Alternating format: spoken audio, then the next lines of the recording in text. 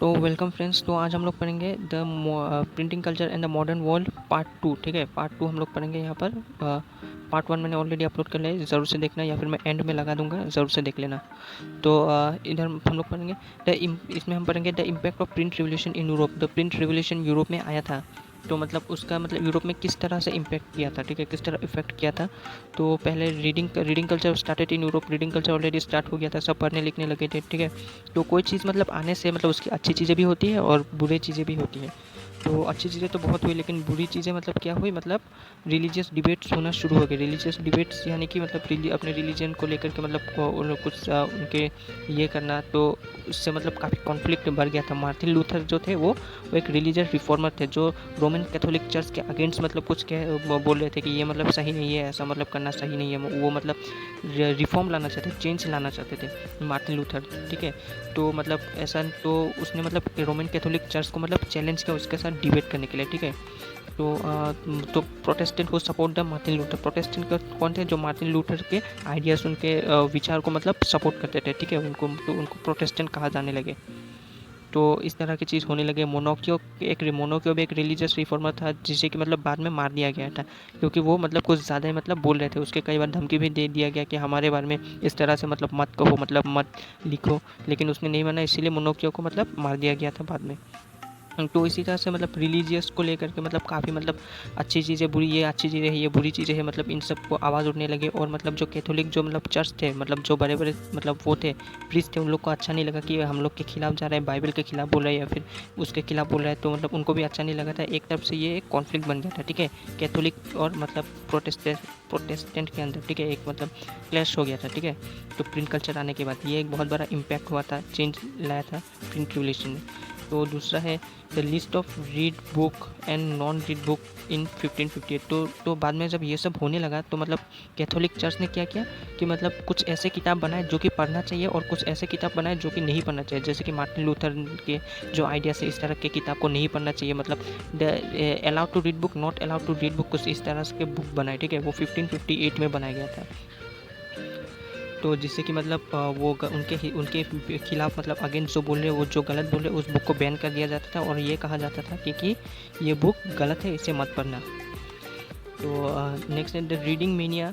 Reading mania क्या है? Reading mania यानी कि मेनिया मतलब किसी भी चीज़ का लत लग जाना, ठीक है। तो रीडिंग मेनिया क्या था, तो तब रीडिंग में नहीं, एक लत है। जैसे कि आजकल के बच्चे मतलब जैसे गेम्स के सब लोग मेनिया हो जाते हैं ना, उसी तरह मतलब आजकल के बच्चे तो पढ़ाई से दूरी भागते थे, लेकिन उस ज़माने में मतलब पढ़ाई से मतलब लोगों को लगाव था, क्योंकि कोई भी नया चीज़ आने से लोग पहले 2 दिन एकदम पगला जाते हैं, ठीक है।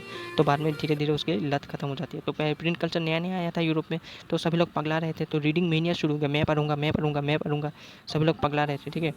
तो रीडिंग में नहीं क्या था, the poor people start reading in cheap book. Cheap book क्या था? चीप बुक मतलब छोटी छोटी बुक होती थी, जो बहुत सस्ती मिलती थी, जो गरीब लोग भी उसको बाय कर सकते थे और पढ़ सकते थे। तो गरीब लोग भी पढ़ना शुरू हो गया। तो लिटरेसी रेट तो मतलब बहुत तेज़ी से बढ़ गया था, ठीक है, यूरोप में। ये सब लोग पढ़े लिखे होने लगे, क्योंकि प्रिंटिंग कल्चर की वजह से बुक्स पब्लिश होने लगे, मैगजीन्स न्यूज़पेपर ये सब छपने लगे। तो रीडिंग मेनिया शुरू हो गया था, जिसमें मतलब अमीर लोग भी पढ़ सकते थे, और मतलब पुअर पीपल भी स्टार्ट रीडिंग चैप बुक्स। ये मतलब एक इम्पैक्ट होता है। और दूसरा impact idea of the scientist and philosopher start spreading, ठीक है। जो बड़े बड़े साइंटिस्ट थे, फिलोसोफर्स थे, उनके आइडियाज़ जो है मतलब वो मतलब कैसे है, जैसे आइंस्टाइन, न्यूटन ने जो आइडियाज़ दिए थे, मतलब गैलीलियो ने, मतलब इन बड़े बड़े साइंटिस्ट ने वो सब मतलब प्रिंट कल्चर के रूप में मतलब एक दूसरे के सामने वो लिखे, बुक को पब्लिश किए, एक दूसरे के पास गए, पढ़े, ठीक है। प्रिंट कल्चर से ही तो शुरुआत हुआ ना। अगर प्रिंट कल्चर नहीं होता तो शायद उनके आइडियाज़, उनके फिलोसोफर्स हमारे यहाँ तक आज तक नहीं पहुँच पाता। तो आइडिया स्प्रेड हुआ, मतलब बड़े बड़े जो हिस्टोरियंस के मतलब फिलोसोफर्स या साइंटिस्ट थे, उनके मतलब आइडिया को स्प्रेड होने में बहुत मदद की प्रिंट कल्चर ने। तो 1812 में ग्रीन ब्रदर क्या थे? ग्रीन ब्रदर वो कौन थे? वो ट्रेडिशनल स्टोरी पब्लिशर थे, ठीक है। वो गांव गांव में जाके अपने किसानों से मतलब जैसे गरीब लोगों से उनकी स्टोरी मतलब सुनते थे, लिखते थे, और मतलब बुक को पब्लिश करते थे, ठीक है, मतलब उनकी कहानियों को। तो 1812 में ग्रीन ब्रदर्स जो थे वो मतलब बुक पब्लिश करने लगे।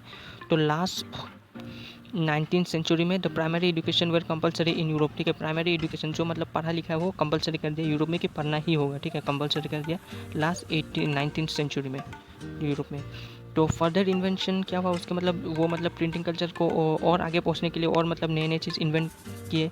In mid 19th century the rich हो न्यूयॉर्क न्यूयॉर्क के थे, जो कि यूएसए में है। Invented a cylinder scale printing press which made 8000 print in 1 our, ठीक है, जो कि 8000 प्रिंट एक घंटे में बना सकता था। वो रिचर्ड हो ने उसको मतलब इन्वेंट किया था, मतलब जो मतलब काफ़ी एडवांस प्रिंटिंग चीज़ थी, ठीक है। 8000 प्रिंट्स इन 1 आवर, ठीक है, बहुत मतलब फास्ट था उस ज़माने में, ठीक है। जैसे आज के ज़माने में 4G था, उसी ज़माने में ये भी 4G प्रिंटिंग बोल ही सकते हो, ठीक है। तो आज के लिए बस इतना ही। तो मैं मिलूँगा अगली वीडियो में, तो वहाँ पर हम लोग पढ़ेंगे किस तरह इंडिया को प्रिंट कल्चर ने इम्पैक्ट किया है। तो तब तक के लिए बाय बाय, और लाइक और सब्सक्राइब भी कर देना। तो बाय बाय, मिलते हैं अगली वीडियो में।